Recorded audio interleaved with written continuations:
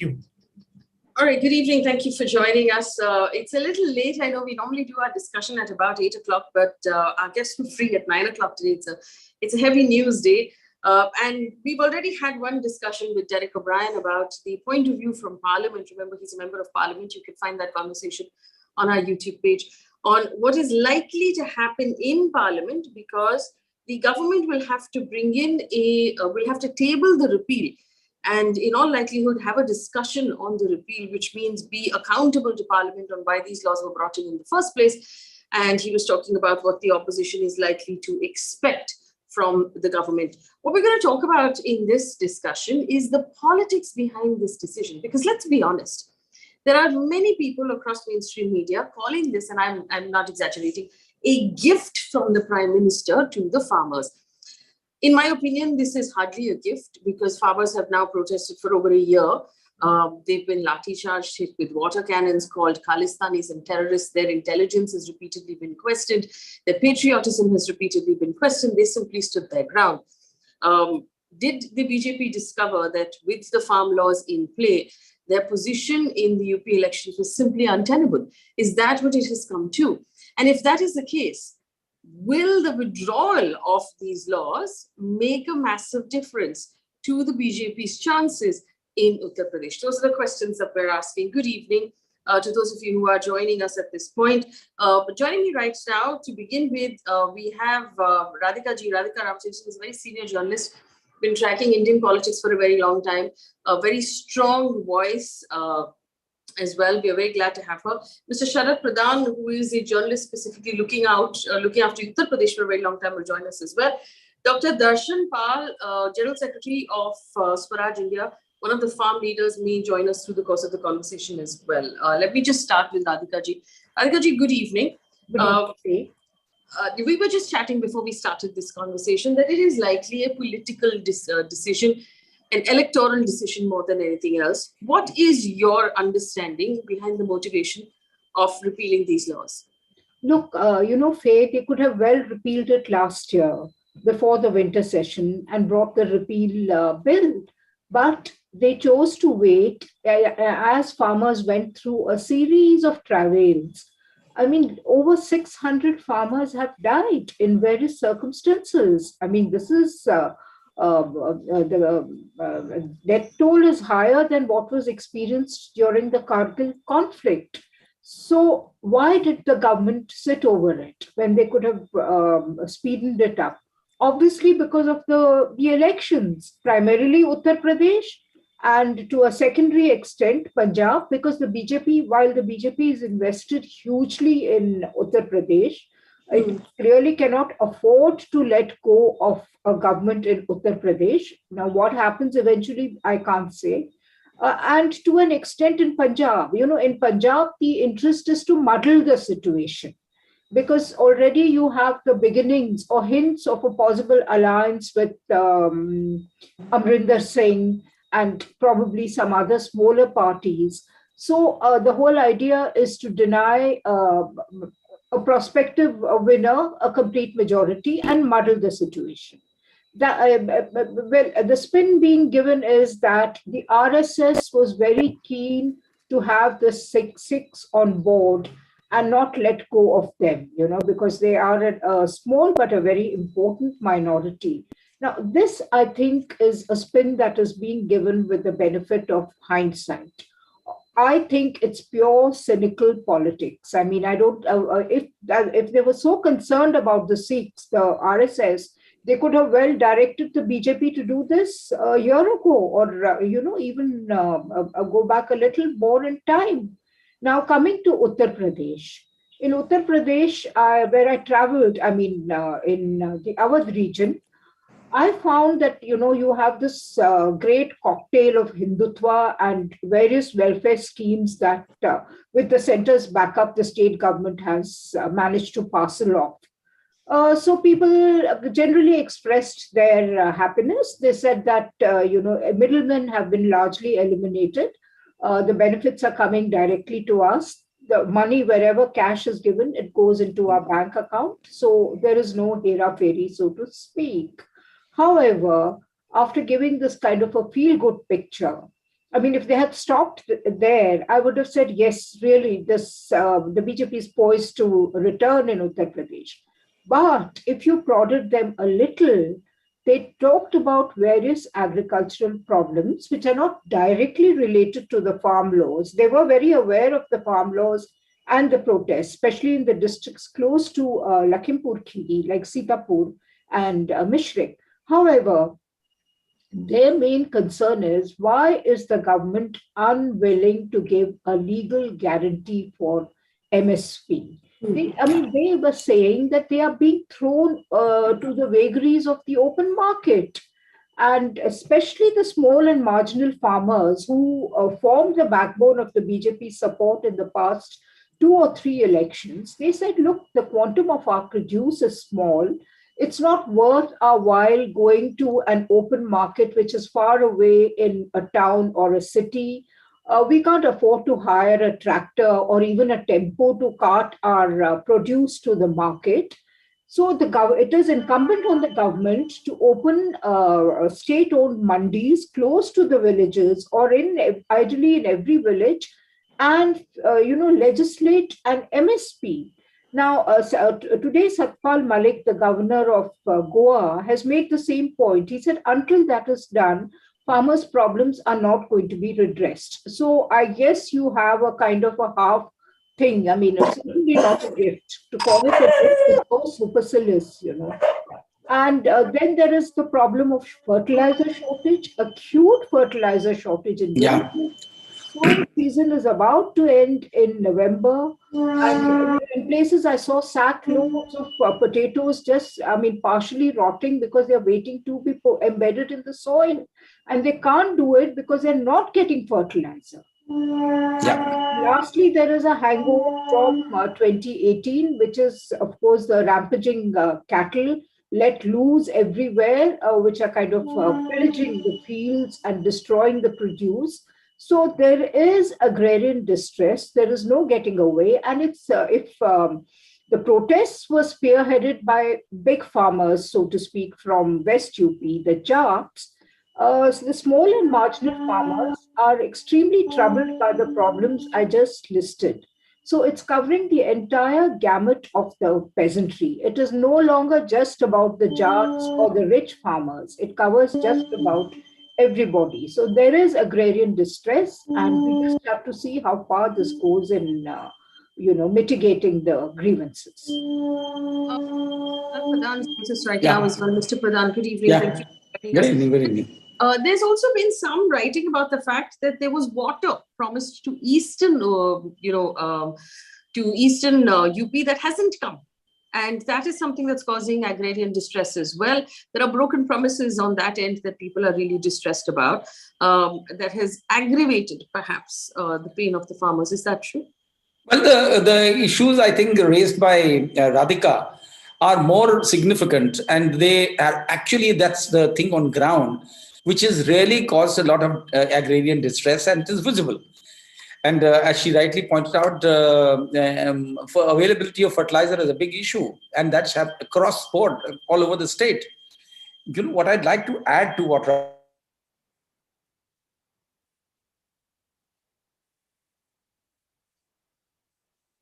shocked me most was the anchors going gaga over what the Prime Minister has done, and going on praising him for being so sensitive to farmers' issues and so being so considerate. I mean, that's the most shocking thing I felt. I mean, if he had been considerate, he could have done it last year. Why did he have to wait for so many farmers to die? And talking him of being sensitive, it's really, and this is what the Prime Minister is desiring too. And in one case, I had an argument with the anchor. I said, he said, why the farmers why don't they take their agitation back now? They should withdraw. Then I had to tell the anchor, I said, look here, you are a journalist and I am a journalist. Our job is not here to lobby for the government. And he was zapped, and he changed the topic because it's really crazy. So what I feel is that the whole thing has been designed. I always had this hunch. I had said on a couple of channels that I wouldn't be surprised if closer to the elections, Narendra Modi ultimately withdraws these laws. But yes, one could never guess that it would happen on Guru Nanak Jayanti, Guru Parab, that was clearly aimed at, keeping the Sikhs in good humor, because ultimately, fact of the matter is that the agitation was started by the Sikh farmers, and it was their strength with which they could sustain it for a year, because they are better off, they have means, and that is how they could carry on the agitation. And mind you, this so-called sensitive prime minister had gone to the extent of calling them Khalistanis, terrorists, separatists, and a new word he had coined, Andolan Jivi. This was coined by the prime minister himself. And then if they were terrorists or Khalistanis, then why did he have to concede their demand? Yes. And mind you, BJP had all along been campaigning that this agitation does not have farmers. It is only on the farmers or the few moneyed farmers who are heading it, and it is for their benefit that they are talking, while what we have done is for the larger good of all farmers. Now, just imagine all that is gone. It is basically politics of vote. Politics of vote. And Modi is too smart at that. He does politics of vote. I mean, even when he sleeps, probably he is doing the politics of vote. No, so let me rephrase this question now to the both of you. And it's going to become so. If you look at Twitter today, you'll see a lot of traditional supporters of government right now sounding very confused, because the government has dug in its heels for a year and convinced us that attempted to convince us that these laws are good for the farmers, that they are being brought in the benefit of the farmers, and everybody who's protesting either has anti-national tendencies or intentions or has not understood the laws at all. This has been the argument so far. Now we have other members of cabinet, like the Home Minister, the Defense Minister, who have said that the Prime Minister, they've tweeted today saying the Prime Minister has done this out of his kindness and his want to sort of, his understanding of the farmers' needs. Now, how are they going to spin this? Because is it going to paint a picture to the supporters of Narendra Modi that he is not as strong as they thought he was and that he's rolled this back, he's bowed down? Or are they going to believe that this has come out of the goodness of their heart? Radhika ji, how will this play out to the political image of the BJP and the Prime Minister? Yeah, it's very interesting, Faye, because on the one hand, you have hardcore supporters who are not really in the party's core circle, so to speak. They're probably on the fringes. They sound very angry, and they are from the upper echelons of the social strata, because these reforms were seen as the equivalent of Narasimha Rao's reforms in the 90s. Yeah. Narasimha Rao was supposed to have rebirthed the economy. So they thought similarly, Modi, through these laws, is pulling the Indian farming sector out of the stagnancy that it badly needed. Okay, so they are very upset. Now, I have not seen anything from a party spokesperson. There was a news break which said that Piyush Goyal is briefing the party spokespersons. So maybe in the days to come, they may spin something out of it. And right now, they're kind of stressing on the goodness of heart and his sensitivity to farmers. So you have two kinds. You have that. And you have those who are very angry because they think that reforms have been backpedaled. Now, I would imagine that the party's reactions would be more about the kindness and the sensitivity and the pro-farmers' concerns of this government. I think they're in for a long haul. Now, if you take the example of Uttar Pradesh, Sharad would know better. They do not have a Kisan ka Neta, a farmer leader who can credibly explain why this was taken back. Even in the center, the BJP really doesn't have a Kisan Neta anymore. Rajnath Singh used to be the dhoti-clad Rajnath Singh from Uttar Pradesh, but he has kind of receded into the background and he's more focused on his defense ministry now. So it would fall on Narendra Modi to give a spin and to explain, but there is time, and they're going to unleash a publicity drive in Uttar Pradesh. Definitely, they're going to do it. I think it is just a matter of time before the pamphlets are circulated, the line comes, the speeches are given, there will be, they will have to go to the villages. There's no point doing seminars in towns and cities. I mean, the first reaction from the BJP was that BJP is organizing a campaign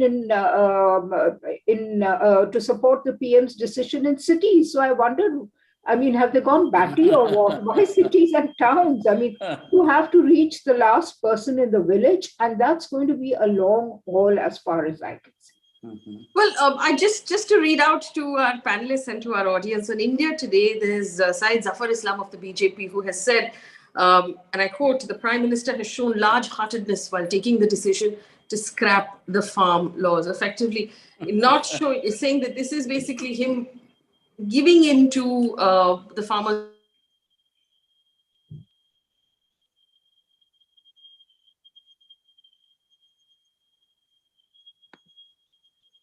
Oh, shit. Likely to tip anything, change anything in the Uttar Pradesh elections? My line is... Mr. Pradhan? Okay, we'll come back to Mr. Pradhan. Can you hear me? Yeah. Because I can't see you. I can't see you. And am I visible? Okay.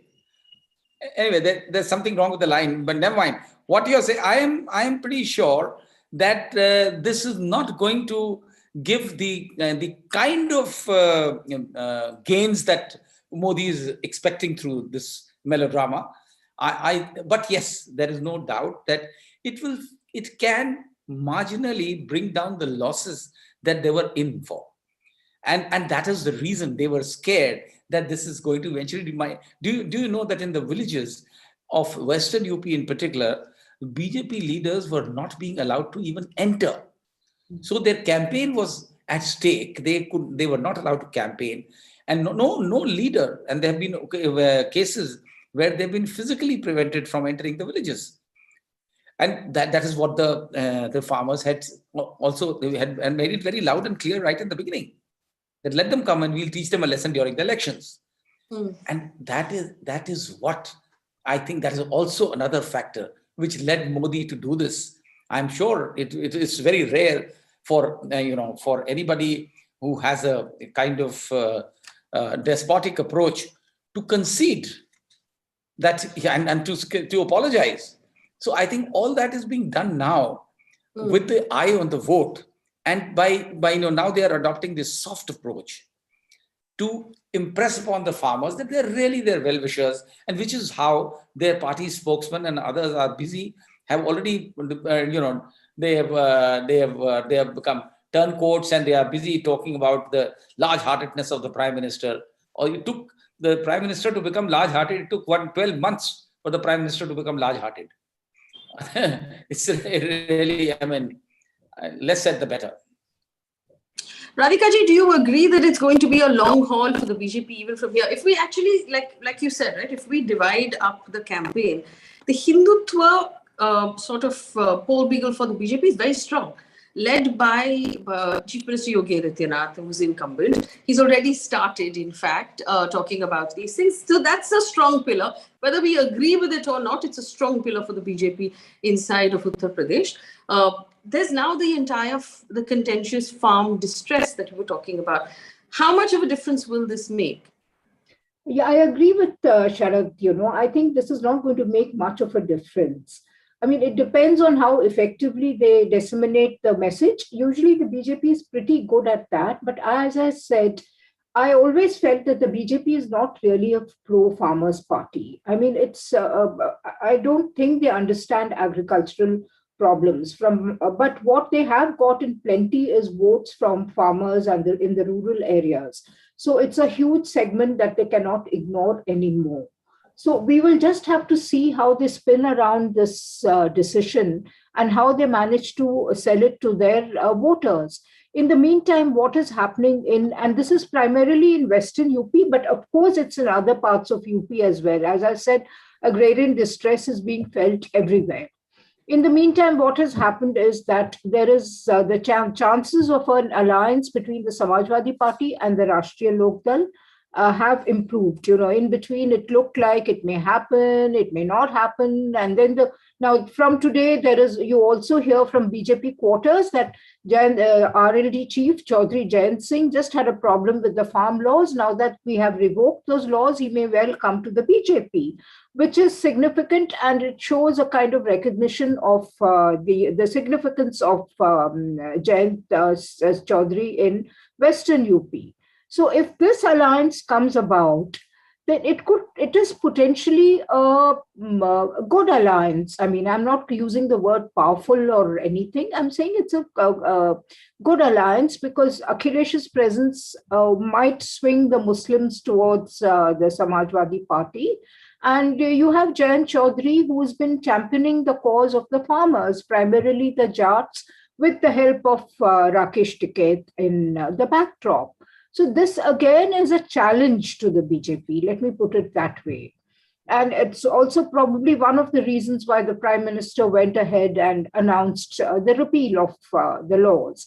But let's not forget there's a huge trust deficit between the BJP establishment and the farmers. And Yogi Adityanath is not the candidate to bridge the deficit. I don't think he's seen as a person who has anything to do with agriculture or farming or agrarian problems. Absolutely. Yeah. So, I mean, you have the saffron-robed bigot, he's just very comfortable talking about Hindutva issues and whatever. So so the trust deficit has to be bridged in the first place, So I don't know how they're going to do it. And as Sharad rightly said, there are so-called farm leaders in West UP like Sanjeev Balian and Satyapal Singh are not being allowed to enter their own constituencies. Forget the area. Yeah. I just want to take this one step ahead of the farm laws. We've had the Prime Minister inaugurating large facilities. There are corridors being inaugurated on a regular basis in Uttar Pradesh. And congratulations for the Uttar Pradesh Chief Minister for his handling of COVID. From what we understand on the ground, the handling of COVID doesn't really deserve congratulations, but there is an attempt to sort of maybe whitewash it.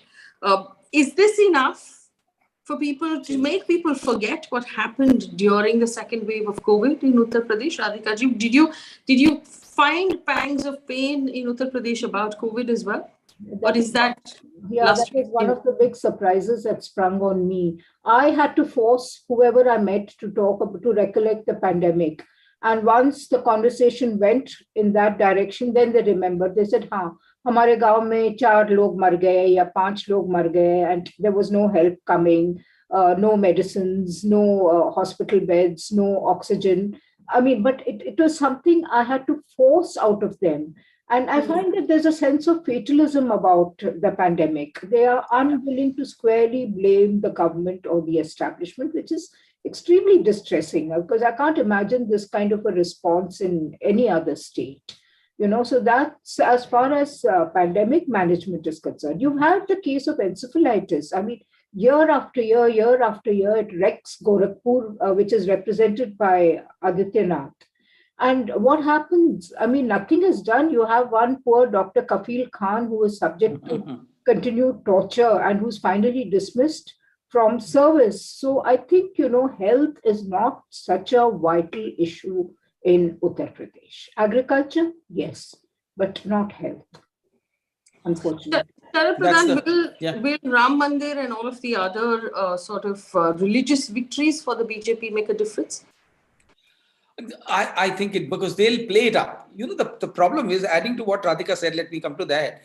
The problem is that the opposition is not rising to the occasion to let people, to keep these issues alive. For instance, Corona. Government believes that there's poverty, there's abject poverty. And it is very easy for the government with all its financial resources to bombard them with so many things, schemes, freebies, that they forget. And this bombardment of this misinformation that what a great thing Yogi Adityanath did, what Corona management. They have this is the typical RSS style of bombarding you with lies, which compel you sometimes to start believing that lies to be true. And which is what is being done systematically with the people in the vast rural expanse here. So and that is where the role of the opposition comes, and which I'm it's very distressing to find that the opposition is yet to rise to the occasion, and without this, the issues will will be with this major issue of the pandemic will be forgotten. So, That is we're seeing I'm not visuals, Mr. Pradhan. surprised from what Radhika said that people. I've forgotten. Sorry? We're seeing visuals, Mr. Pradhan, of very large gatherings at Akhilesh Yadav's campaigns. What do you think out of those numbers? This one meeting which was held in Ghazipur, the meeting was large, not essentially because of Akhilesh's own supporters. The meeting was organized by Subtanullah Ansari, who is the elder brother of Mukhtar Ansari, who has tremendous clout in the area. So, there's a lot of credit to him. I feel that Akhilesh is still lacking in the kind of mobilization that he ought to be doing. And also, he's not yet turned aggressive. For whatever reason, he seems to be somehow either intimidated or scared of really coming forward. He is not in his true element, which is the sad part. On the other hand, Priyanka is going to town, but the Priyanka has this major handicap of a party organization. So it much depends on how active Akhilesh gets, how aggressive Akhilesh gets. And he has to take out, and then he has to keep on reminding, instead of engaging in things like Jinnah and stuff, which is not only a futile exercise, which has proved to be counterproductive. He ought to be getting into the real gear, which I feel unfortunately is not. Because it is very important that you keep reminding the people down the line of the vagaries they've gone through during the pandemic, of the kind of, what is being spread by the party in the villages, that Yogi Adityanath has transformed the law and order of the state. Nobody talks about the rapes that keep on happening. Nobody talks about the rampantly corrupt police and the way that ordinary people are tortured. Nobody talks about that. Why? Because of this publicity, this false publicity that they are busy doing all over across the state, and leading people to believe what they want them to believe. Something needs to be done. And what they have done in the name of law and order, all land grabbers have been booked and sent to jail. It's only Muslim criminals. There are Hindu criminals and Muslim criminals both. But largely it is the Muslim criminals who have been on the target, been shot down or booked and sent to jail. And that has been given they're always playing the communal card in everything. And that is how they manage to. I would be surprised if tomorrow they give this as what you were talking about. How will they give it a spin? Radhika, I'm sure they will find some means to give this also a communal twist, a Hindu-Musliman twist, because there's a reason behind it. In Western UP, they had 117 seats out of some 129 or something, or 139. Why? Simply because they succeeded in forging this Hindu-Muslim divide on account of what they had engineered, Muzaffarnagar riots. Right. And today their main worry is that the Jats and Muslims have reunited on account of the farmers' agitation. So what they are doing, I'm told by some insiders, they are working overtime on winning over Jayant Chaudhary. And they may sabotage this hopeful alliance between him and Akhilesh. So if they manage to sabotage that, they will once again succeed. They will do something, play up something, another riot, they don't mind, and create another divide there, which will bring them, the only way they can save their huge support in that area that doesn't exist anymore. And counter the farmers, all the farmers with the adversities that they have suffered on account of the farmers movement. And BJP, they are capable of going to any length to serve their goals, to arrive at their goals. So, Radhika ji, do you agree that it's going to take a lot more? And I saw you nod as well when Mr. Pradhan said that, the opposition is just not up to the game even now. Even if the BJP is limping a little bit, the opposition is not able to catch up. Absolutely. The Samajwadi Party, which has now emerged as the principal opposition, slept through for 4 years. I myself have written pieces when there were issues galore tumbling out of the BJP's cupboard. Where was the Samajwadi Party? The That's the BSP, sad part. of course, has taken a back seat. So nobody expects Mayawati to go on the front foot and take on Yogi Adityanath's government. But the Samajwadi, on the other hand, has a workforce, has an organization in most parts of Uttar Pradesh. I'm not saying every part. So they could have mobilized. And this is, by the way, this is exactly what Akhilesh's father, Mulayam Singh Yadav, used to do when there was a BJP government in Uttar Pradesh. From day one, he used to put the government on notice, take up issues, organize crowds, hold rallies, street fights, court arrest, whatever. Akhilesh has done none of that. None of that. And now you wake up on the eve of elections, literally. And he's been so far spending all his energies on stitching alliances, like the one with Om Prakash Rajbhar. He has to expand his Yadav Muslim base, so that is understandable. But, Faye, these things have to go hand in hand. You stitch your alliances, you strategize on that front, but at the same time, you should also mobilize people on issues. He rightly said, Sharad, that why was Corona allowed to be forgotten? I mean, why did I have to dig it out of people's memories? I mean, they should have been telling. Yeah, that's right. This is a problem, this is what happened, and we are very upset with the government. No. And that, I think, I really squarely blame the opposition for it, and particularly the Samajwadi Party. Even now, you see Akhilesh kind of fumbling for some kind of a political direction. There is no sharp thrust to his campaign. True. I mean, this Jinnah issue is one. Sometimes he takes up the farmers' issues. He should be focused on one or two plans and take the message to the people, make them aware that, these are the problems that they are facing. So, because it's all right. I mean, of course, there are problems galore, but somebody has to funnel people's discontent. People are talking about agrarian problems, but it is incumbent, therefore, on Akhilesh to pick those issues and fashion it into a proper campaign, which he hasn't done so far. Do you see Priyanka Gandhi as any sort of contender at all? Radhika ji? No. I mean, Priyanka has made no impact, Absolutely. I mean, I asked people, and this kind of said that the Congress doesn't exist. The Congress doesn't have an organization. Sangathan nahi hai. So again, Priyanka should have done what she is doing, at least over the last 2 years. As soon as she was appointed as the General Secretary, she was supposed to relocate to Lucknow. They even found a house for her.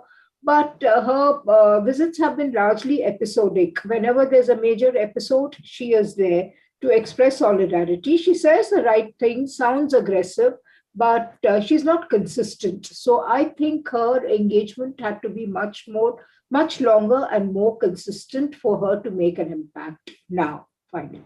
Absolutely. Radhika is absolutely right. If Priyanka if she had walked in even 10 months back, she could have really made some dent.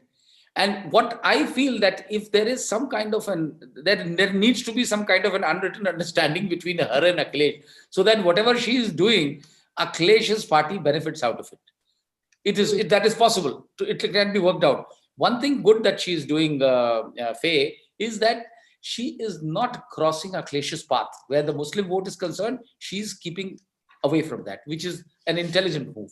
She is largely trying to, tap the Dalits, the Brahmins, Brahmin is a floating vote, and Brahmins are unlikely to go up with Akhilesh, even if they are disillusioned with or angry with Yogi Adityanath's very overtly pro-Thakur stance.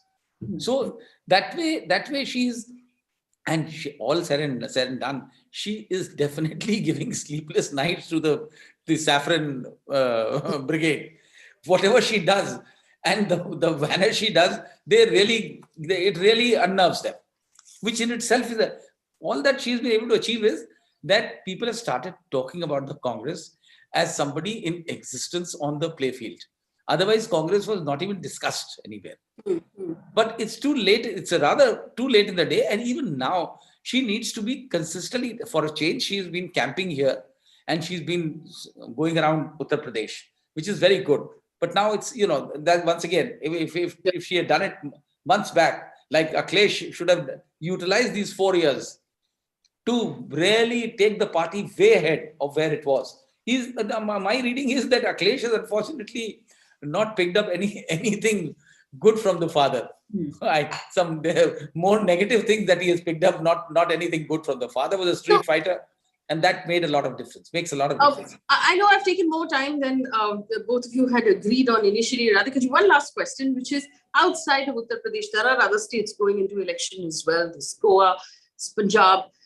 Is it likely that this decision to withdraw these farm laws will have a positive impact for the BJP in any of the other states? So do you expect this to be entirely UP focused as a decision? Well, Punjab, definitely. I mean, Punjab was also on the radar of the government, but I don't think the BJP can do anything in Punjab. From whatever I hear from people in Punjab, the BJP is not even in a position to set foot inside the state. I mean, the anger among the farmers is much more intense, much more palpable than in UP. I mean, in UP, it's more segmented kind of reaction. It's more intense in certain pockets, less intense in other pockets. But Punjab is another ball game. And I do not think that the BJP can achieve the objective it set out to. As it is, the farmer leaders have said that they are going to sit and protest until the laws are repealed and notified by Parliament. It just shows the huge trust deficit that exists between the government and the farmers. So I think Punjab is a no-go for the BJP. All right. I want to thank both of my guests for joining us this evening. It's been fascinating. So, of course, during election day, all anchors on television start saying this is the dance of democracy. I think they might be missing the fact that this is the dance of democracy. At the end of the day, peaceful protest, non-violent protest, which is the very fabric of our country, linked with simple electoral fear and gains. At the end of the day, that's why elections happen. It's accountability for government. Seems to have brought about a change that this government really didn't want to and has shown no inclination of wanting to do at all over the last year. And at some point, the Janta Janardhan had its way. And that's really what we're seeing today. Radhika ji and Mr. Pradhan, thank you so much for joining us and helping us understand this better. For our viewers, do catch the news as well. We're putting out the news today. And leave us your feedback. It's our pleasure to hear from you. Thank you for watching. Thank you, Faye. Thank you, Faye. Lovely to have you, Radhika. Yeah, very nice to see you also, Sharad.